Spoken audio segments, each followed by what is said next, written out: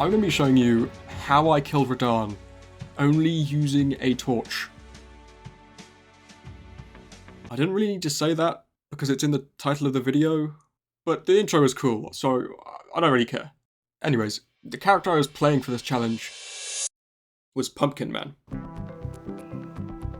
Now, as you can see, he doesn't exactly have great facial features. I mean, he can't really see very well with those eyes, and yes, they are his eyes. His nose probably isn't even half a centimeter thick, so I don't think he's going to be able to breathe through that. His mouth is very small, and it has this sort of jagged line to it, and that's pretty much where I came up with his Pumpkin Man name. With these features, you can probably imagine that he's pretty bad at defending himself. But he isn't in control. I am. So I can take this pathetic, stick-looking Pumpkin Man mouth breather and take him to the next level. But not literally. This is a level 1 challenge after all. But now that it's autumn, or fall depending on where you're from, and Halloween is about a month away, what could a Pumpkin Man need? That's right, he needs to be carved. Wait, no, he needs a torch.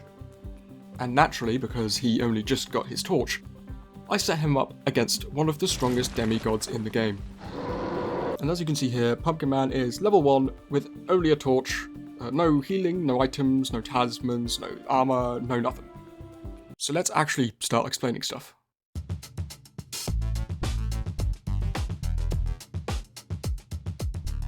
So before I start explaining gameplay mechanics, I kind of wanted to sort of explain some things that some people might be wondering. Like, why him out of, like, any boss in the game? And the reason is because he's just my favourite boss, that's it. Well, he was until I played the DLC, and now my favourite is the final boss of the DLC, but this guy is definitely still my second favourite, and super fun to fight, visually stunning, it's awesome. I just like the fight. The other thing is how I actually managed to unlock this fight, because I'm sure some of you know that initially you can't even access the boss. So how did I do it? It's actually pretty easy. You just kind of have to go to this sort of castle area here in Caelid. You just run past these enemies, go up this ladder, and there's a chest here which should have one half of the medallion that you need. The next half is in this bottom right castle in Limgrave, and you just want to go through these guys yet again, sort of run past these enemies and up the stairs, go up this tower, and the other half should be in that chest there. Next, you want to take this path to skip Margit and Godric, and go straight to Liania of the Lakes. You then go up to this rock in Liania of the Lakes, steal the key from behind the dragon, go through the enemies guarding the academy, and just go through this little gateway thing. You then want to go this way instead of going straight inside the academy, run through all the enemies over here. You can then just take the Grand Lift of Dectus up to Altus Plateau, and all you have to do from there is just activate a single Sight of Grace, and then you have the fight unlocked. And from starting a brand new character, this only took me 40 minutes.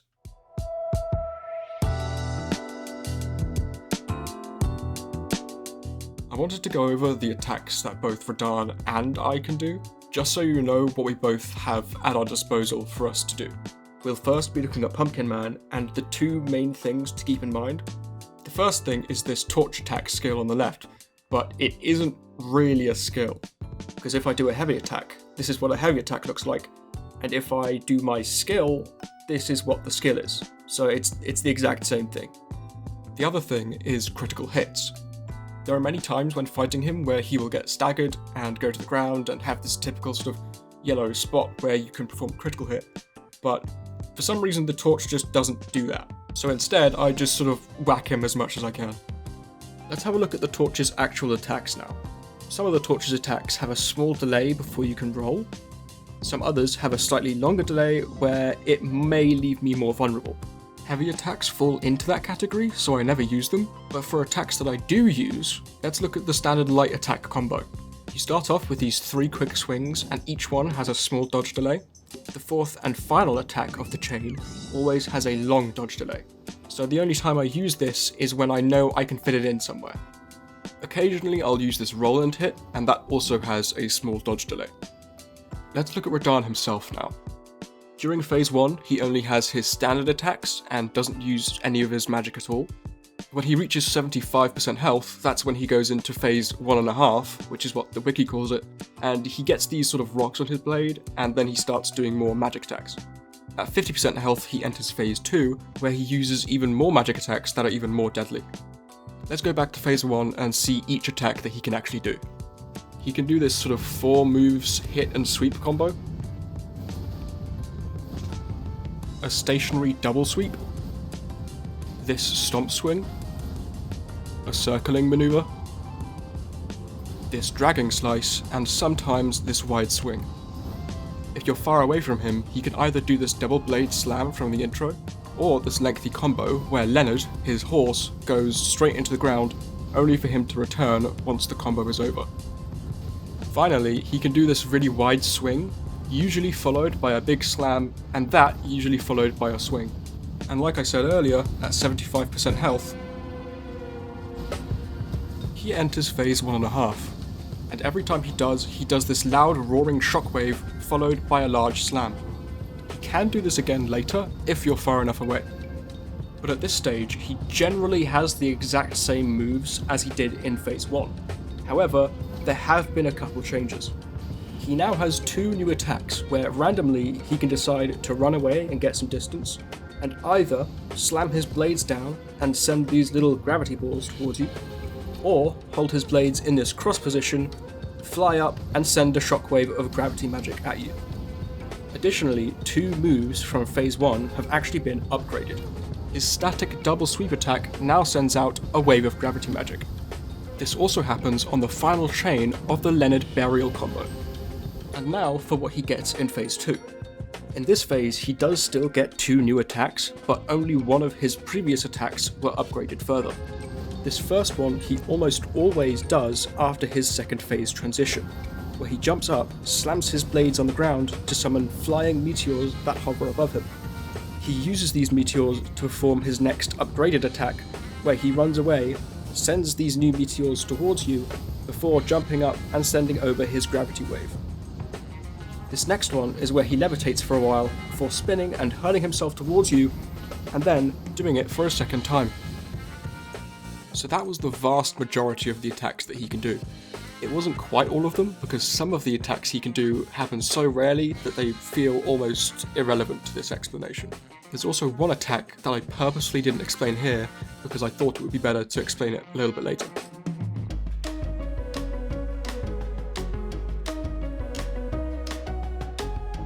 Now that all of that clarification and explanation is out of the way, I can finally move on to the actual fight itself. As a reminder, I have uploaded the full fight in its entirety, so you can go check that out after this video if you'd like. First, I instantly get on top of Torrent because it makes it much easier to avoid his arrows that he shoots at you, and obviously gets me closer to him much quicker. Most of the time, he shoots this sort of spread of arrows, and that's really difficult to dodge if you're on Torrent. So I usually just hop off of him, dodge that, and approach him to start the actual fight. I hit him a couple times before realizing I probably shouldn't do that, and instead lure him away to some flatter ground. The reason why you want him on flat ground is because his attacks become a lot less predictable whenever he's on uneven terrain. He then does his circling maneuver, followed by his dragging slice and his stomp swing. However, it's still important to note that he doesn't always do this combination of attacks. Sometimes he might do his circling maneuver, like you're seeing right here. He might then do his dragging slice, but then might not do his stomp swing, and yet again might even continue attacking with different attacks, making his attack chain even longer. Because of this, like any other boss in the game, you constantly have to anticipate each attack that he can do. However, Radahn has one attack that I have to anticipate every single time. He just did a stomp sweep and finished his attack chain. You might think that this is an opening for me to go and hit him, and it would be if it wasn't for this one attack. Because of this one attack, you might find areas where I may have been able to get maybe another hit off, but I definitely couldn't because I can't predict the future and I don't know when this attack is coming. For a bit more clarification, you can see that straight after this attack, I hit him 3 times. And although I might have been able to get one off again after that, I didn't know if he was going to do it again. And yes, he can do that attack twice in a row. so if I did attack 4 times and he did his same attack again, I would have died. This concept applies for most, if not all of his other attacks. So that one slam attack he can do robs me of easy damage because it's simply just quicker than all the others. Moving on now to a different attack, the Stomp Swing. Because I've fought Radahn so many times, I can generally anticipate when a Stomp Swing might be coming, at which point I position myself behind his leg and then roll into his leg. Because of the way he drags his leg on the ground, not only does he move away, but he also pushes my character along with him. This allows me to stay close so that I can get another 1 or 2 hits off. Let's have a look at this next set of attacks. Like I said earlier, any of these can be different, but most commonly he will do these 3 attacks in order. He'll start with this sort of spinning sweep attack, then he'll jump up and do a slam attack. Finally, he'll swing one of his blades on whichever side the player is relative to him. For his first sweep attack, if you aren't close to him, the risk of death is actually much greater. That's because with his first swing, his arm will usually go straight above you, so you won't actually get hit. With the second hit, that's when you need to dodge. His slam attack and then his swing attack is actually the easiest part, because as long as you're close to Leonard and close enough to his legs, his attacks will just completely miss you. Now we can look at his 4 moves hit and sweep combo. This attack can be quite unpredictable. If we were fighting on uneven terrain, this attack would be even less predictable. With his first couple swings, I can usually get 2 or 3 hits off. His last 2 swings make his trajectory much stranger, so usually I have to dodge those. Our last attack in phase 1 is the static double sweep. Similar to his wide spinning sweep, his first swing usually goes straight over you. However, I've had mixed success with his second swing, so I usually dodge it just in case.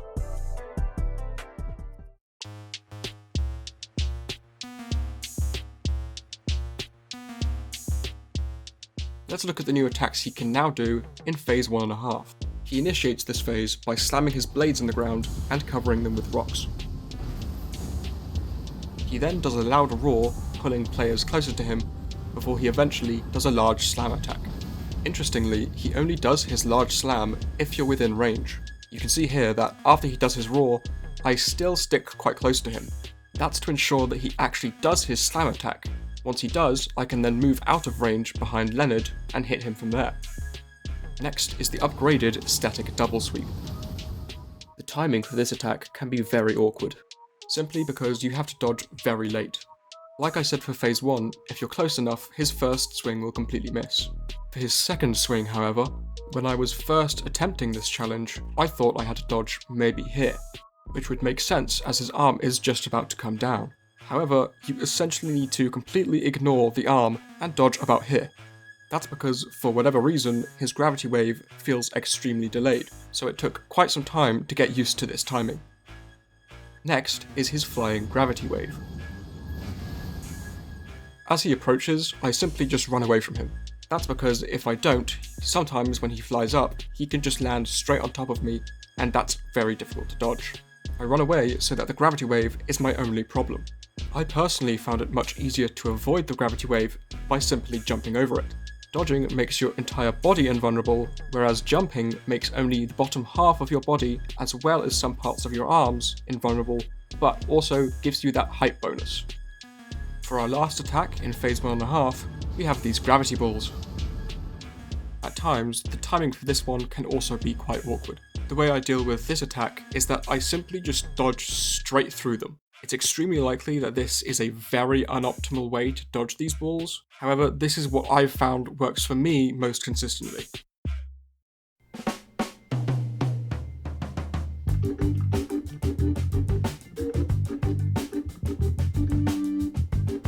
And last but not least, we're on to phase 2. Like I said earlier, after his second phase transition, he almost always brings up these meteors shortly after. And phase 2 almost revolves entirely around these meteors. If he moves further away from you with these meteors, he always does these moves that I mentioned earlier, where he sends his meteors towards you and then performs a flying gravity wave. This attack consumes the meteors so that the only way he can get them back is to perform that slam move again. However, if he moves further away from you without these meteors, he instead does either attack from phase 1.5. That being the gravity wave or the gravity balls. The last move I'll be explaining is his flying, spinning charge attack. This still does somewhat tie into the meteors, as I found he usually does this flying attack after he spends his meteors and does his gravity wave. Dodging his first charge is fairly easy, as it doesn't require any special early or late dodging. The second charge attack is very different though. After the first charge attack, I generally want to be moving away from Radahn, because if he does this crazy spin on top of me, that will most certainly hit me or kill me. If I am far enough away, this crazy spin won't hit me at all. But if you look closely at the end of this madness, you can see that he still uses his blades to cut one final time in a wide swing. And that's what you need to dodge. Rinse and repeat these same attacks for 13 minutes straight without making any mistakes, and this is what you get.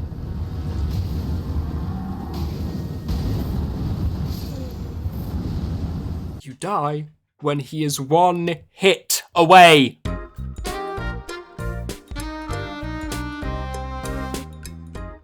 Thank you very, very much for watching.